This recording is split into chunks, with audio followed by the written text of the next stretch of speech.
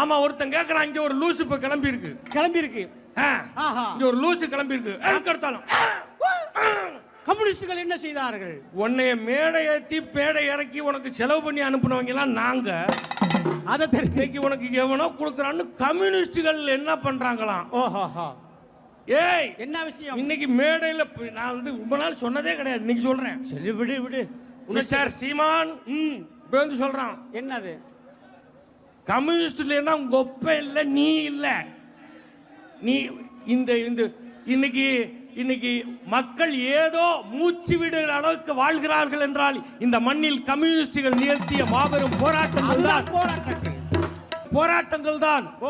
களத்தில் நின்று போராடுகிற போராட்டங்கள் தான் இங்கே இந்த நாட்டை ஜீவித்துக் கொண்டிருக்கிறது.